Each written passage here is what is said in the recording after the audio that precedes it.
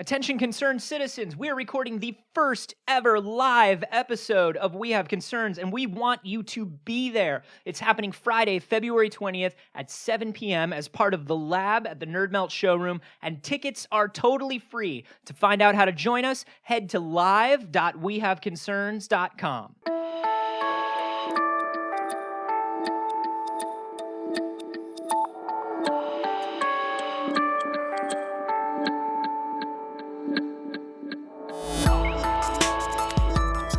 We've been trying to get t-shirts out for 3 months. Yeah. Some guy just made a t-shirt last night. He just made a ooh, I'm Anthony Carboni. It's and now easy you can to buy make it. t-shirts. It's easy. It's easy. You just make a t-shirt. Why haven't we?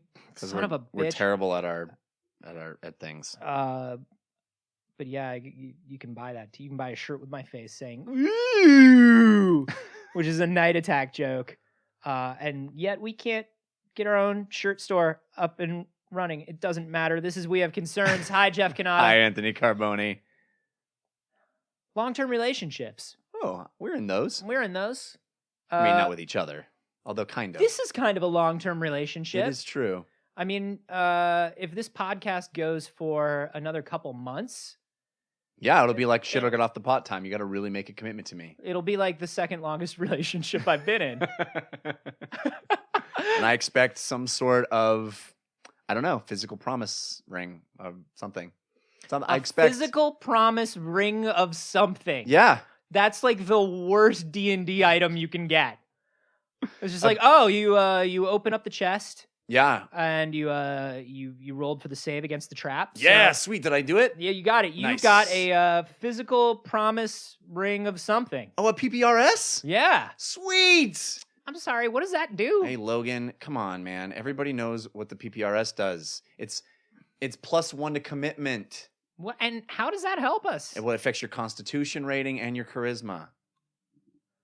It makes everybody in your party rest deeper, and your experience. Well, your experience it's a symbol goes of down. trust. Yeah, Your experience kind of levels off. Uh-huh. There's no more. You don't gain any more experience. Yeah, that's it. Yeah, but it's cool because You don't get as many experiences, but you have times. yes. You have times. Right. Yeah, you don't really level up anymore as you just sort of level off. Yeah. Quests turned into more like there are a lot more fetch quests now. A lot of fetch quests. A lot of those. Yeah, and you actually have to do a lot more stuff that you didn't intend to do. You didn't want to do it, but Yeah. your character is more. It's what happens is there's a magical force in the ring that compels you Yes. to take mind-numbing side quests. You just feel like you have to. Yeah, is it's how a that really works. cool. It's a really cool item to equip on your character. It's really cool. Neither of our significant others listens to the show. God, no. Thank Oh, God. God, no, it doesn't help out in fights at all. You still have to roll high.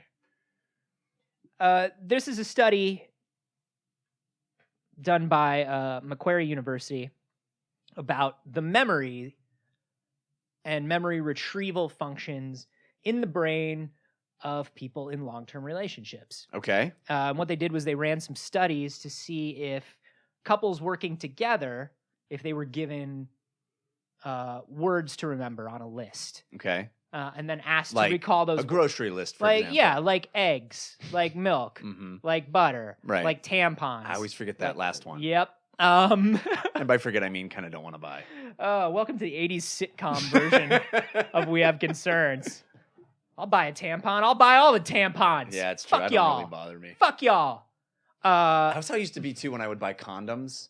I used to like just stroll up to the counter and be like, "Yeah, you want to look at what I'm buying, what I'm purchasing? I don't even care, man.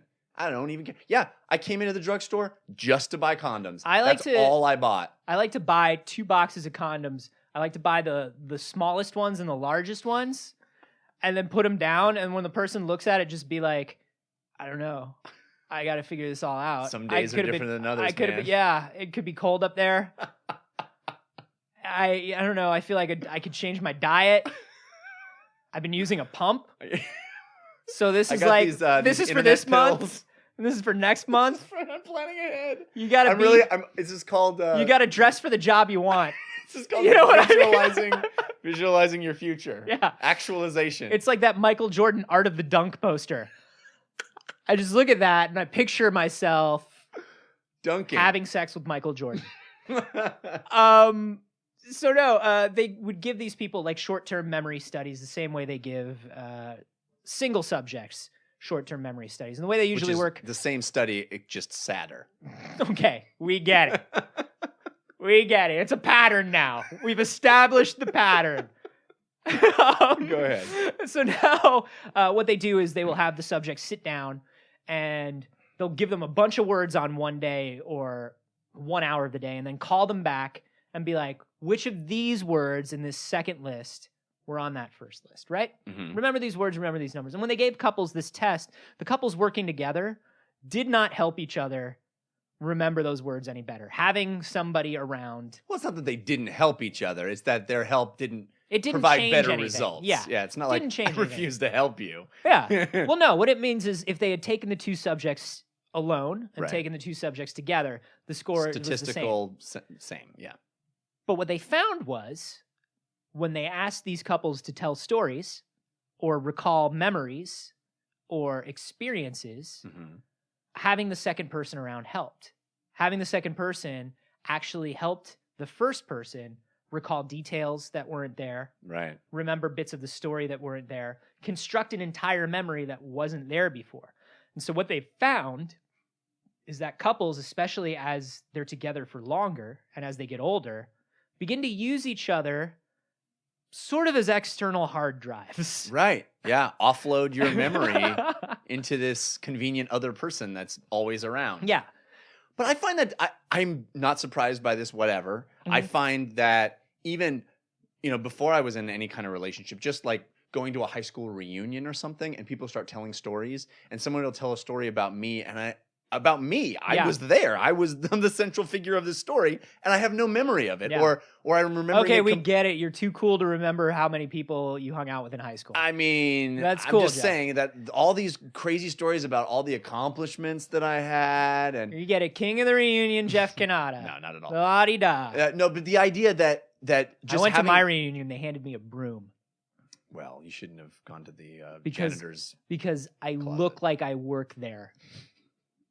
I look old and sad. Well, They handed me a broom. all right. I think this is more a function of you just have someone with you more Mhm. often when you're in a long-term relationship. Yeah. Like just having other people around. Yeah, I forget things and they remember things, and so we're able to better construct the memory. Well, here's what I want to bring this around to, Okay.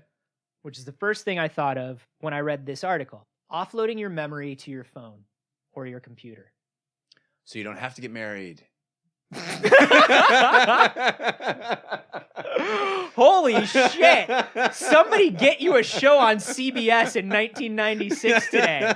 You are on fire. You are on fire with those.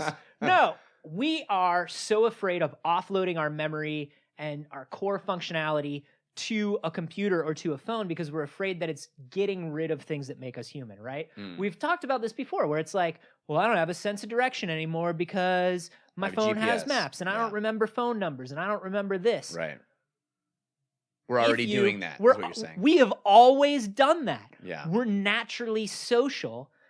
We naturally come together into tribes and villages and groups and take advantage of the strengths of one another. Right. So I have a shitty sense of direction. I've always had a shitty sense of direction. Me too. But that's okay because my fiance has a great sense of direction. Right.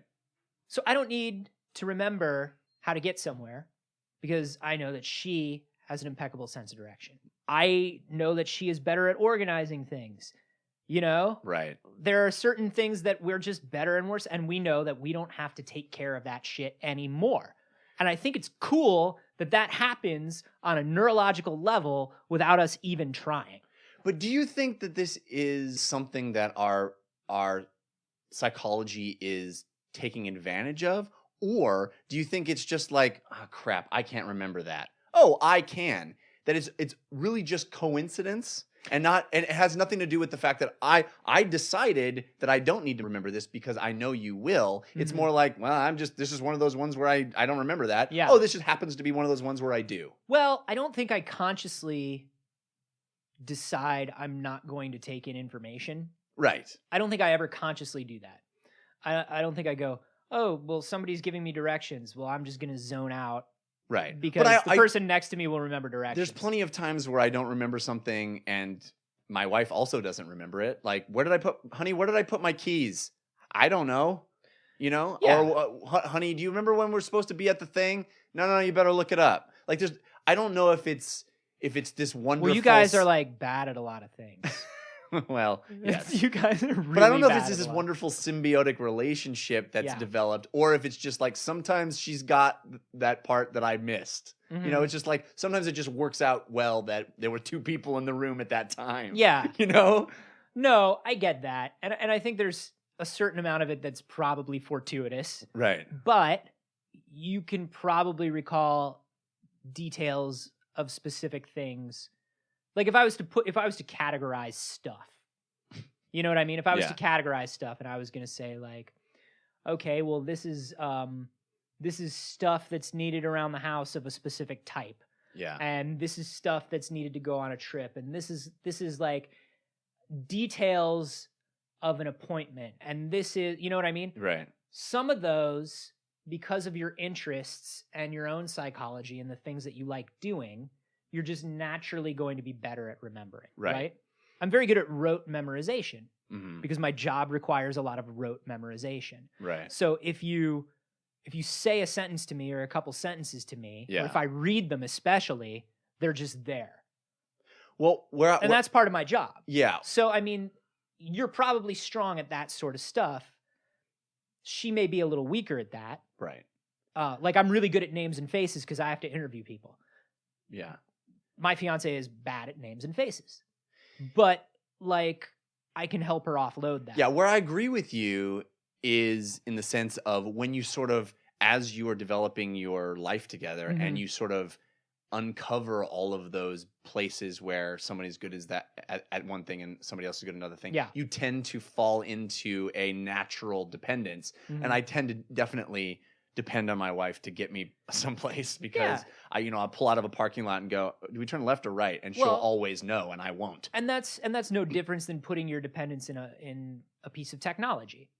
As you learn to use the technology more, right, your brain knows what it can offload and not have to use anymore. Right. You know what I mean? Like if you had a fiance who just was fucking Rain Man with phone numbers, right, you would never remember a phone number again. Yeah. Your brain would just automatically be like, cool, processor removed, processor put to a different thing. Right. And that's the same thing This a is phone unnecessary. does. It's unnecessary. So, I mean, yes, there's a certain extent of this that is, I know my partner knows me, and we fall into a pattern. Right. And that's cool. And I totally get what you're saying with that. But there is a very interesting neurological thing behind it. Yeah. Behind us falling into that pattern. For me, the takeaway from this is just another story that shows how awful memory is.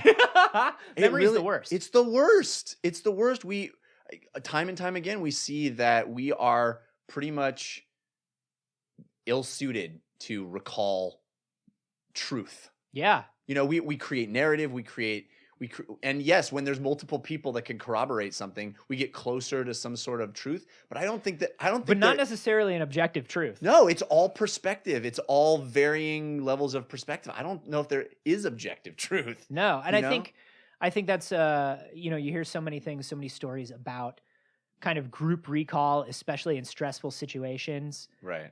What did the guy look like who robbed her? What did he take? Yeah. You know what I mean? And just sort of those simple little pushes in interrogation. Like we've talked about that before, where you can just implant memories in people. Well, there's also that thing that I think is applicable in this story as well, which is when you feel like you don't have all of the information and you assume someone else has more than you, you do rely on their quote unquote expertise. You do put a lot of stock in what they're saying and convince yourself that they are right. So in a situation where you're with someone for a long time in a relationship, and that person is consistently right on directions or whatever it is, then when that issue comes up, you go, oh, well, she's probably right, I'm probably wrong. Mhm. And I think that that's just a human thing. So it is a human thing, and it's kind of stated, like, we're kind of thinking of it, discussing it amongst each other as like kind of a weakness, because it's that group think, like, Yeah. what is the truth? Do you think that trying to strengthen your own memory and do, like, whether it's doing memory exercises, Mhm. consciously trying to remove yourself from that offloading, do you think that would make your memory better over time? by reducing Is a couple that's less dependent on one another more accurate in their recollection? I doubt it. I doubt it. You know, I think that, yeah, if I only have to worry about, you know, X number of things, Yeah. and she, you know, and she can worry about Y number of things, and we can add up to some greater number of things, then yeah, I think cumulatively we'll do better. And that's exactly what they found. Yeah. Is couples who were more likely to riff off of each other, more likely to be like, oh yeah, and then we went to see a movie. I think we went to see Birdman. No, it wasn't Birdman. Right. We didn't see Birdman. We saw Nighthawk. Oh, okay. Yeah. Okay, it was Nighthawk.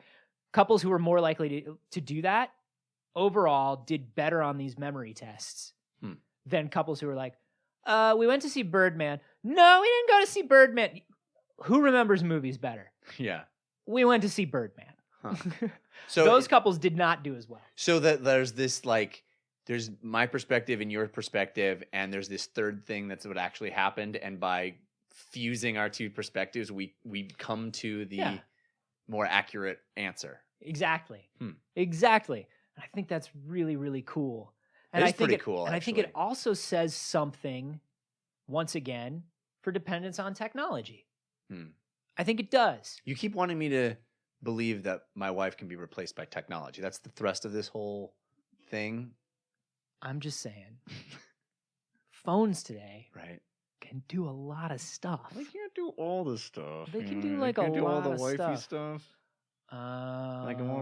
The phone can't do all the stuff. Oh, like a head scratch. Yeah, but they could do nice head scratch. You can get a head scratcher for your phone. Can you? Yeah, you can get an attachment. We got to get to that. It's one of those on Amazon. It's one of those Brando Hong Kong USB things. You just get it. It's cool. Right. You can also get like a fakey fishbowl that hooks up to USB. Oh, just like my wife makes. A little disco ball. Yeah, she loves dancing.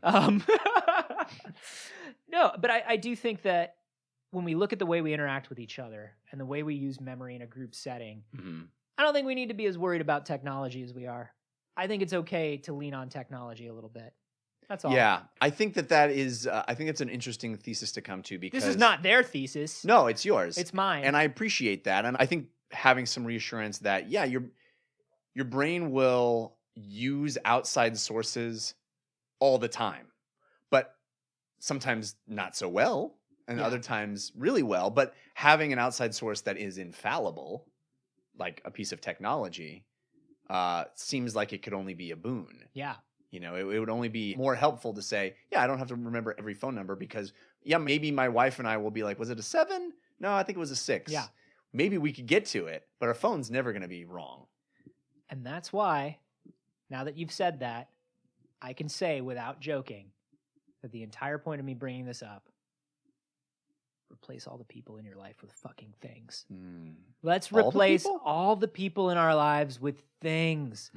I can just sit on the couch with my things and never deal with people again, and know that I am living the optimal human existence. You know what? That's what we should take away from this, everybody. That's the lesson here. There is nothing else to take away from it. But we need people to make the things.